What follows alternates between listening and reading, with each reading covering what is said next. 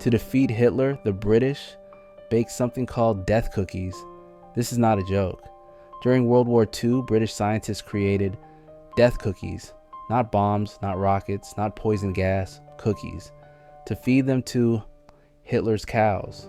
Small, crunchy, totally ordinary looking, perfectly normal on the outside, so no one would suspect a thing. But inside, death in powdered form, anthrax. One bite, and infection spreads through the body.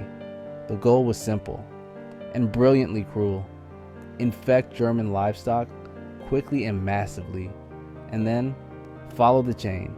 Meat ends up on store shelves. Along with it, spores of a deadly disease. No one would even know where it started. No explosions, no invasions, no blood on anyone's hands. Just meat and death. The British government funded the operation.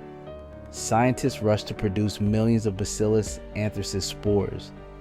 That's the bacteria that causes anthrax, a disease with horrifying symptoms: high fever, tissue necrosis, organ failure. Fatality rate up to 95% without treatment. They chose a delivery method: flax cakes soaked with spores. Essentially, bioweapons disguised as livestock treats. The operation had an ironic name: vegetarian, because after eating that kind of meat, even the most hardcore carnivore might turn vegan. But before using it on the enemy, they had to test it. They chose a test zone in Scotland, Grunar Island, a desolate piece of land, isolated and hilly. They brought animals, sheep and cows, and along with them, planes carrying the deadly cookies. From the air, they dropped them onto the pastures. The animals suspected nothing. They simply grazed. Within days, the dying began. The disease spread instantly. Sheep died in agony. People in hazmat suits stood at a distance documenting the results. It was a lab test for the apocalypse. The outcome shocked even the creators. Grunard became biologically contaminated, so badly that it was declared a no-go zone. For decades, no one could set foot there without risking death. Locals nicknamed it Death Island. It became Britain's own little Chernobyl for cows. If Operation Vegetarian had launched, Germany would have lost tens of thousands of livestock. Infected meat, sausage, stew on every shelf. People dying in cities, never knowing why. Not from war, from food. A man-made pandemic. Invisible, silent, catastrophic. Everything was ready. Spores made, cakes baked, plan drawn, targets mapped. 5 million death cookies, waiting. But the plan was frozen. The war was ending. Victory was near. Officially, everything was destroyed. Unofficially, who knows? Even today, wartime stockpiles surface. And somewhere in a forgotten bunker, there might still be a box marked vegetarian, top secret. After the British nearly triggered a biological war, the world didn't stop. If you're going to embrace hidden and bizarre attacks, why not turn nature into a secret ally? That's how, decades later, an idea emerged. Turn an ordinary insect into a spy device. Fast forward 30 years.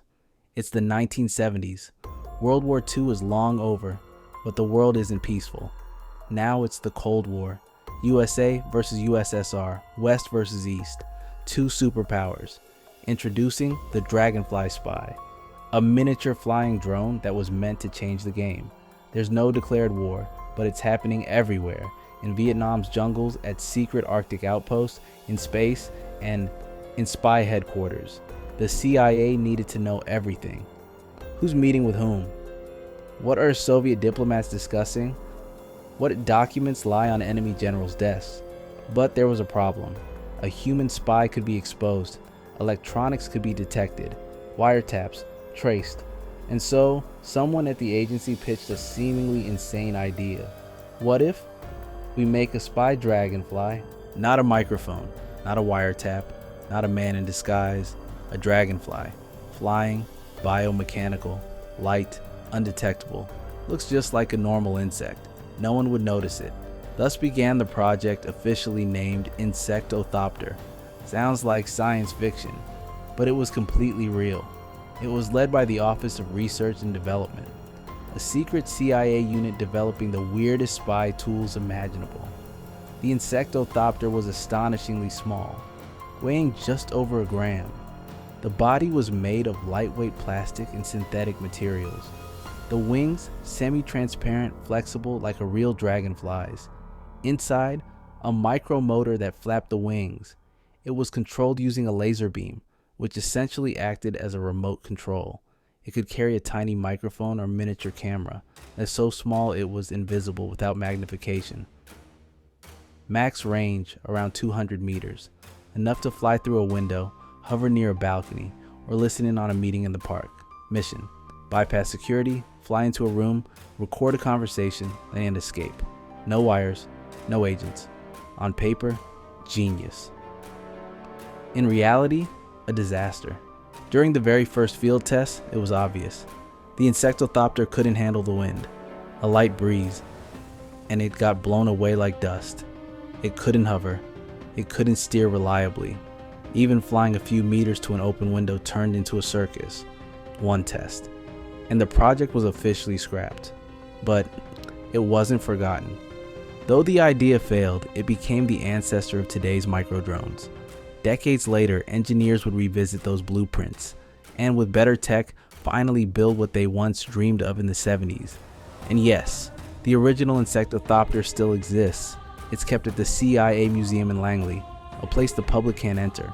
No tour guides, no open signs, only agents and staff. There, behind glass, sits this strange little device, almost a toy, almost a mosquito, almost history. It watches the visitors, buzzes silently behind the glass. Well, maybe not anymore. It's a symbol of how far a spy paranoia can go, and how close madness and technology can live side by side. But if a dragonfly spy sounds like sci-fi, this next story is pure political thriller. The war was over. But the Cold War was just beginning. And one man, Winston Churchill, couldn't accept the new balance of power. He devised a plan that today sounds like a movie plot, allying with the Nazis to fight the USSR. It was called Operation Unthinkable. World War II was finally over. Germany has surrendered. The world exhales in relief. People hope this is the end. But not everyone was ready to rest. One man stood apart, Winston Churchill, Prime Minister of the UK. A man who had lived through the war as if on two fronts, and saw it not just as an end, but a beginning of a new era. He looked east, at the red flags over liberated cities, at Soviet tanks filling Europe, at Stalin, a man who had just helped win the war, but now inspired fear and distrust. To Churchill, a new threat was forming.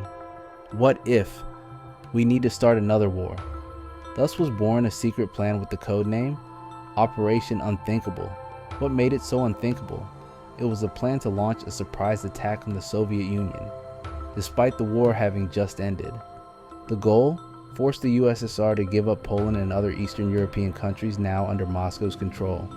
British and American military strategists drafted a plan, and yes, it included allying with former Nazis.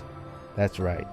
Churchill considered joining forces with recently defeated German troops to launch an assault on the USSR. The idea sounds insane, but in those days, anything seemed possible in the name of strategy. Military analysts calculated the risks. The Red Army outnumbered them 3-1. It had just fought a brutal campaign and was one of the strongest forces on Earth. The Americans were cool on the idea. They didn't want another war, especially not with former enemies. Britain, exhausted after 4 years of fighting, was in no condition to bury more soldiers. Public and political support close to zero. Still, the plan sat on the table until 1998, when it was declassified.